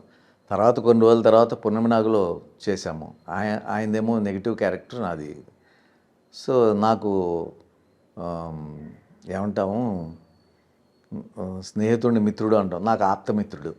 ఆప్తమిత్రుడు అంటే ఆపదల్లో ఆదుకునేవాడు. అలా ఉన్న 2-3లో నాకు చిరంజీవి కూడా ఒకరు. సో అయితే నేను ఎప్పుడు ఆప్తమిత్రుడని నేను ఆయన్ని కలవటము, నా సమస్యలు చెప్పుకోవటం ఇటువంటి ఎప్పుడు నేను చేయలేదు. ఎందుకంటే ఇటువంటి పరిస్థితులు నాకు రాలేదు. నన్ను ఇండస్ట్రీలో నేను అంతకుముందు ఎలా వచ్చానో, నన్ను ఎలా పోషిస్తున్నారో ప్రొడ్యూసర్సు అండ్ ఛానల్స్ అవనివ్వండి, డైరెక్టర్స్ అవనివ్వండి. సో దానివల్ల నేను ఇతర వాళ్ళ అండదండలు లేకుండానే నేను ఒంటరిగా వెళుతున్నాను. అలా సాగుతోంది కాలం, నన్ను సాగనిస్తుంది ఈ వయసులో కూడా. సో నాకు ఇష్టమే, నా పక్క వాళ్ళు నేనే పొగుడుతూ ఉంటాను. ఆ షార్ట్ చేసినప్పుడే నాకు ఏచూరు గారు, మేమందరం జగన్మోహన్ ఇవన్నీ ఏచూరు గారు అందరూ మేము ఉన్నారు కదా, అయ్యో ఆయన లేని, ఏచూరు గారు లేని సినిమా ఉండేదా అప్పట్లో? ఎంతకాలం నుంచి మా అందరికంటే సీనియర్స్ సారథి గారు, ఏచూరు గారు, కేకే శర్మ గారు, ఇటువంటి వారందరూ కూడా చాలా సీనియర్స్ అండి. వారందరితో కలిసిమెలిసి చేశాము. మెయిన్ సావిత్రి గారు, వారితో నా జగన్మోహన్లో మదర్ ఆవిడే, పునాదిరాళ్ళలో మదర్ ఆవిడే. నాకు అటువంటి అదృష్టం, వారి పక్కన చేసే అదృష్టం కలిగింది అప్పట్లో మాకు. సో నాకు ఎదటి వాళ్ళు బాగుంటే నాకు చాలా ఇష్టం, సంతోషం. సంతోషం. ఫోన్ చేసి కంగ్రాచులేట్ చేశారా పద్మవిభూషణ్ వచ్చినప్పుడు చిరంజీవి? లేదండి, నేను చెప్తున్నాను కదా, నాకు అసలు ఫోన్ నెంబర్లు తెలియదు, ఏమీ తెలియదు. నేను ఆహా అనుకుంటాను అంతే. గతంలో కలిసి పని చేశాము, ఆప్తమిత్రుడు, అంతే. అవన్నీ కూడా అనుకోను, ఆహా అనుకుంటా. అంటే ఇవన్నీ కూడా పెద్ద ఇవన్నీ ఇవ్వటం నేను పెద్దగా అనుకోను. ఎందుకంటే ఏదో చెప్తా ఉంటారు, మనకు కావాల్సింది ఏంటంటే పిక్చర్ సక్సెస్ అవ్వాలి, ప్రొడ్యూసర్కి డబ్బులు రావాలి, జనాలు చూడాలి, ఇండస్ట్రీ పచ్చగా ఉండాలి, అంతే. మళ్ళీ వాళ్ళు సినిమా తీయాలి, మనకు వర్క్ ఇవ్వాలి. కానీ అవన్నీ మనకి ఒక స్టేజ్కి వెళ్ళాక అవి కావాలండి. ఒక స్టేజ్కి వెళ్ళాక వీటన్నిటికంటే ఏదో ఇంకా కావాలని తపన అది ఉంటుంది. ఆ తపన ఉన్న వాళ్ళు అటు ప్రయత్నం చేస్తారు, వాళ్ళు సక్సెస్ అవుతుంటారు. నేను చెప్పాను కదా, అత్యాశ నాకు లేదు అని. సో వాటి గురించి నేను ఆలోచించాను అసలు. అయితే మీకు మనం ఇంటర్వ్యూ స్టార్టింగ్లో ఒక మాట చెప్పారు, అసలు వేరే దురలవాట్లు కానీ మిగతావి కానీ ఇవన్నీ లేవనుకున్నప్పుడు మీతో పాటుగా ఇండస్ట్రీలోకి వచ్చి, లేకుంటే మీకంటే సీనియర్లుగా ఉన్నవాళ్ళు, మీ తర్వాత వచ్చిన వాళ్ళు చాలామంది తాగుడుకు బానిసయ్యారు, లేకుంటే ఇంకో వ్యసనాలకు బానిసయ్యి ఉన్నదంతా పోగొట్టుకున్నారు, అప్పుల పాలయ్యారు, ఒకప్పుడు విపరీతంగా సంపాదించిన వాళ్ళు కూడా అప్పుల పాలయ్యారు. ఇలాంటివన్నీ ఎగ్జాంపుల్స్. ఇప్పుడు మీరు సావిత్రి గారి గురించి చెప్పినప్పుడు ఇవన్నీ చూసినప్పుడు ఏమనిపిస్తుంది? బాధ కలుగుతుంది. ఏదైనా చేయగలిగితే మనం ఆహానే పొజిషన్లో లేము, చిన్నగా ఏదైనా చేయగలం అంతే. పెద్ద ఉన్నవాళ్ళు వాళ్ళు తలుచుకుంటే ఏదైనా చేయగలరు. వాళ్ళకి ఆ మనస్తత్వం ఉంటుందో లేదో తెలియదు. మనకేమిటంటే చేద్దామన్నా మన దగ్గర ఉండవు. ఎప్పుడైనా చెప్పేవాళ్ళ సావిత్రమ్మ గారితో కానీ ఇంకెవరితో నేను ఇలా మాట్లాడినప్పుడు డిస్కషన్స్లో కానీ? లేదండి, అసలు సావిత్రమ్మ గారు యాక్ట్ చేసినప్పుడు మాకు ఆవిడ అన్ని కష్టాల్లో ఉన్నారని తెలియదు. ఈ మధ్యన ఈ యూట్యూబ్స్ అవి వచ్చిన తర్వాత వాటిలో వేసి 600 ఇంట్లో ఉన్నారు, లేకపోతే రేక్ షెడ్లో ఉన్నారని తెలిస్తే, అవునా అప్పట్లో మనం పనిచేసామే, బోల్డ్ అంత ఇచ్చేవాళ్ళే మన దగ్గర ఉన్నది అని కళ్ళంటా నీళ్లు పెట్టుకున్నాను. అంతే కదా, తెలియకుండా వచ్చేవాళ్ళు షూటింగ్కి. సావిత్రి గారు వచ్చారు అనుకోవటమే, మనం ఎప్పుడో సినిమాల్లో చూసాం అని చూడటం, మీరు కలిసి పనిచేశారన్నప్పుడు ఒక సంతోషం అంతే తప్ప వెనకాల ఉన్న ఆవిడ బాధలు మనకు ఎవరు చెప్పడం లేదు. పెద్దగా అప్పట్లో మన దగ్గర డబ్బులు కూడా ఉండేవి కదా, తక్కువే కదా అందరికీ కూడా. అయినా మనకు ఉన్న దాంట్లో తప్పకుండా సహాయమే కదా అసలు. ఎంత మరి మన పెద్దవాళ్ళు ఎందుకు అటువంటి వాళ్ళని ఆదరించలేదో కూడా అర్థంగా. కానీ వాళ్ళ లోపల కూడా ఏవో ఉంటాయి, అది మనసులో పెట్టుకుని వీళ్ళు వాళ్ళని చూసేది ఏంటని వదిలేశారు. తప్పులను క్షమించి ఒక ఇదని చెప్పి అందరూ సహాయం చేసే గుణం మరి ఉండుంటే బాగుండేది. అది ఎవరు చేయలేకపోయారు. లేకపోతే వారికి కూడా అలా అన్ని కష్టాలని తెలియలేదు, బయటికి చెప్పుకోలేదేమో, తెలియలేదేమో, అంత కష్టాల్లో ఉన్నారని తెలియదేమో, అనేక కారణాలు ఉండొచ్చు అంటే. అదే టైంలో ఓన్లీ ఇప్పుడు మన సావిత్రమ్మ గారి గురించి మాట్లాడుకున్నాం కానీ చాలా మంది ఇలా అప్పుల పాలయ్యారు, లేకుంటే ఉన్నదంతా నమ్మి ఇచ్చేసారు ఎవరికో అనేది ఉంది. వాళ్ళు ఏదో ఒక కథ చెప్పారు, లేకుంటే వాళ్ళ దీనగాథ చెప్పుకున్నారంటే ఇంట్లో వాళ్ళ ఇది కూడా పైకి వచ్చినప్పుడు మనం ఏమి వెనకాల వాళ్ళే చూస్తారు కాబట్టి అవన్నీ వాళ్ళ పేర్లో వీళ్ళ పేర్లో అన్నీ పెట్టి వీళ్ళు ఇంట్లో వాళ్ళు అన్యాయం చేస్తున్న వాళ్ళు కూడా చాలామంది ఉన్నారు. వాళ్ళకి అన్నీ పోగొట్టుకోవటం జరిగి ఎదటి వాళ్ళ మీద అన్నీ ఉండటం, ఆస్తులు అవి అన్నీ ఉండటం. సో వీళ్ళు లేకపోవటం. కొంతమంది సినిమాలు తీసి ఇప్పుడు కాంతారావు గారు ఉన్నారంటే వారి ఇల్లు ఇక్కడే మీ పక్కనే. ఇప్పుడు కరెక్ట్ గా ఇప్పుడు మనం ఉన్న ప్లేస్ లోనే కాంతారావు గారి ఇల్లు ఉండేది. ఇల్లు ఇది కాదు, అది అమ్ముకొని వెళ్ళిపోయారు హైదరాబాద్. ఇదే ప్రాంతం ఇప్పుడు మనం ఉన్నటువంటి ప్రాంతం. ఇంటికి నేను వచ్చానమ్మా చూడటానికి. అప్పుడు 2 అంతస్తులు 3 అంతస్తులు, ఆ తర్వాత అమ్మేసుకొని వెళ్ళిపోయారు. 30 లక్షలు 40 లక్షలు ఆ రోజుల్లో దాని ఖరీదు. నేను వచ్చాను ఒకసారి వారిని కలవటానికి, ఎవరో తీసుకువెళ్ళారు కాంతారావుకి. ఈ రోడ్డు అని తెలుసు కానీ ఇల్లు అని నాకు తెలియదు. మరి వీరు ఇది సినిమాలు తీసినప్పుడు స్వాతి చినుకులు వాణిశ్రీ గారితో తీసినప్పుడు గండడని ఇటువంటి సినిమాలు తీసినప్పుడు ఒక దాంట్లో నష్టం వచ్చినప్పుడు అప్పట్లో డిస్ట్రిబ్యూటర్స్ అని ఉండేవారు. ఆ డిస్ట్రిబ్యూటర్స్ అప్పు ఇచ్చేవారు. అప్పు ఇచ్చినప్పుడు రాయించుకున్నారు మేము తీరుస్తాము అని. సినిమాలో రాకపోతే మేము తీరుస్తాము. సో మేము తీరుస్తాము అనేసరికి సినిమాలో వచ్చేది కాదు. అప్పట్లో కొనేవాళ్ళు ఎవరూ లేరు. సో రిలీజ్ చేస్తే ఎంత వచ్చినా దానికి సరిపోయింది దీనికి సరిపోయిందని డిస్ట్రిబ్యూటర్లు ఆ థియేటర్ వాళ్ళు మనకేమి ఇచ్చేవారు కాదు. సో దాంతో పెట్టిందంతా పోయేది. సో వాళ్ళేమో మా డబ్బులు రాలేదు, మా డబ్బు ఇవ్వండి అని చెప్పి మీద పడితే వారు నా దగ్గర లేదు అని ఎదురు తిరిగే మనస్తత్వం లేకుండా గౌరవం కోసం ఇల్లులు అమ్మేసి అలా చేసింది. ఎందుకంటే పూర్వం ఎంతో ఉండేదంట వారి విలేజ్లో, తెలంగాణలో దగ్గర 100 ఎకరాల పైచల్లా ఉండేది. అన్నీ పోగొట్టుకున్నారు. వారి డాక్టర్ ఇంటర్వ్యూ చూస్తూ ఉంటాం, వాళ్ళ అబ్బాయి డాక్టర్ చెప్తూ ఉంటారు. సో అట్లా పోయినవి అమ్మేయటం జరిగింది. అమ్మిన తర్వాత మరి పాపం ఆయన లాస్ట్ వరకు కూడా మేము సీరియల్లో పనిచేసాం. అన్నయ్య అటువంటి కృష్ణ గారి సీరియల్లో నేను వారు కలిసి పనిచేసాం. ఎప్పుడు బాధలు చెప్పుకోరు. పద్మనాభం గారు కానీ కాంతారావు గారు కానీ వాళ్ళ బాధలు చెప్పుకునేవాళ్ళు కాదు. ఏమిస్తే అది తీసుకునేవాళ్ళు, వెళ్ళేవాళ్ళు.